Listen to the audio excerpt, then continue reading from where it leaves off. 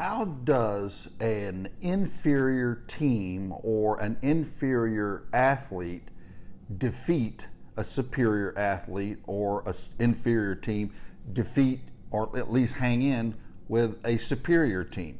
Last year, the Citadel came into Bryant-Denny Stadium and put 17 points on the University of Alabama. They were 10 points going into the third quarter, and you know how many points Alabama has scored? 10. At one time, the Citadel was beating Alabama. How is that possible? The Citadel never even threw the ball. It was all in the run game. How is it possible that they could hang in there? A tennis player looks at the rankings of another tennis player and says, you know what? That player, he's not even ranked, or she's not even ranked. And so therefore, because they're not even ranked, then I don't even really have to try.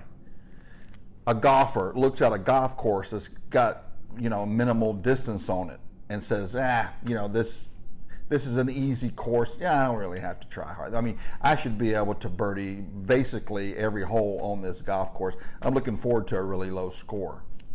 That right there is a recipe for performance disaster. Why is that?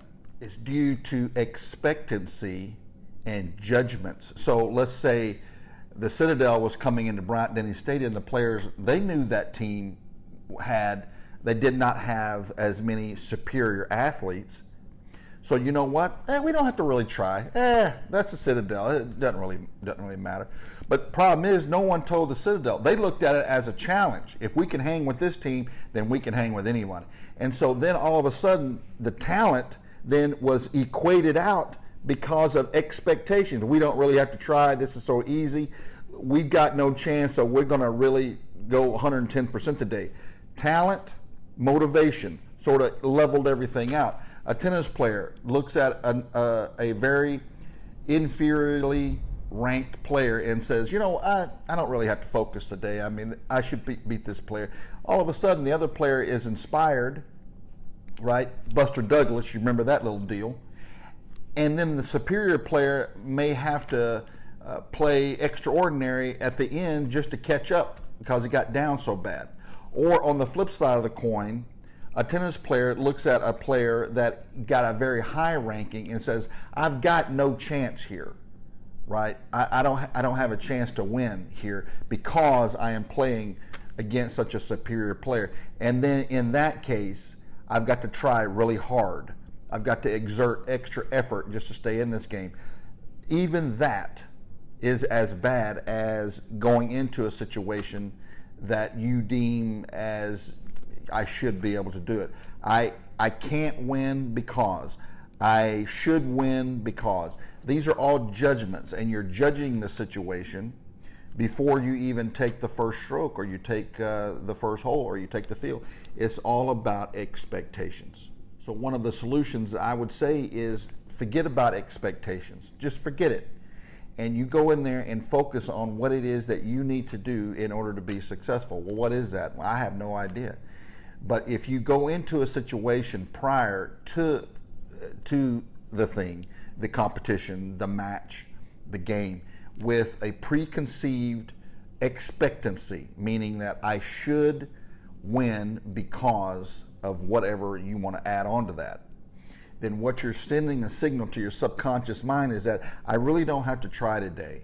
I don't have to focus on this today. I can, because it's so easy, then I should be able to just go in there and wipe up and clean up this team or take care of this player. You have judged this situation, and therefore you have sent a signal to your subconscious mind. I don't really have to try today, right? Well, you know what happens sometimes when that situation happens. You end up behind an 8-ball, and then you have to scramble, just like Alabama did with the Citadel, to come back to win. That's the situation you don't want to set yourself in.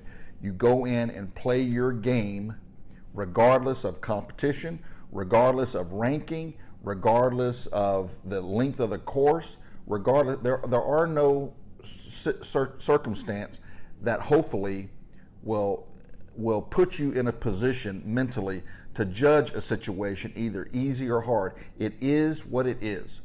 If the golf course is 8,000 yards long, you say, well, This is going to require a few more long woods today or some hybrids today. I'm going to go ahead and work on those beforehand to get myself ready for this golf course. Okay, fine. You know, you didn't say, oh my God, I'm gonna be lucky to break 80 today because this course is so long. If you do that, then you're already beat before you go out there, because your subconscious mind is saying, look, we've got to try really hard today.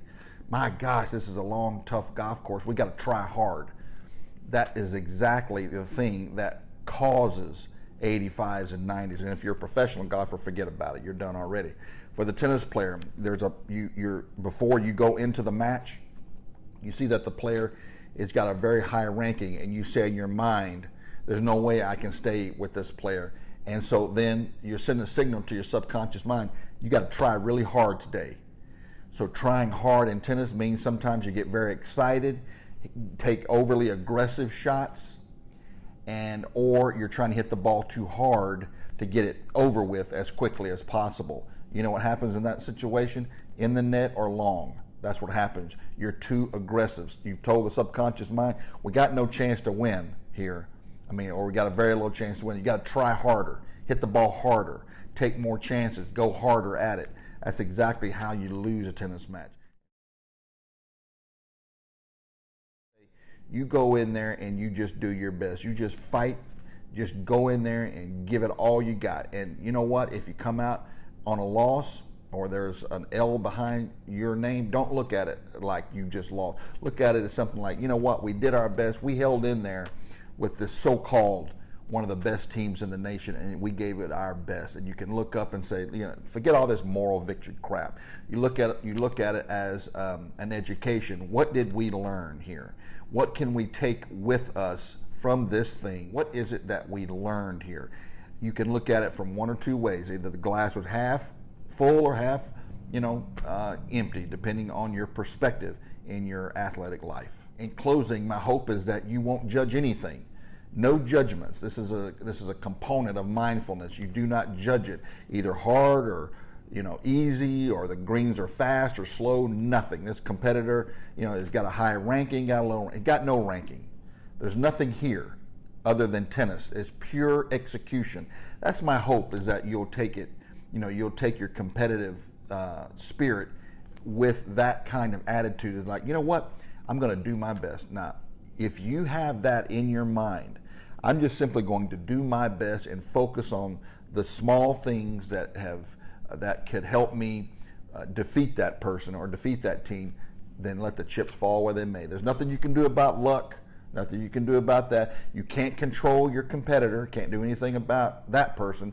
But what you can control is the way you think about the way you're operating and executing your performance. That's the one thing that you do have control over. And if you've done the things that have made you successful in practice, if you do that in competition, guess what? Then you've got a great opportunity to win. So there you have that. Hope that helps.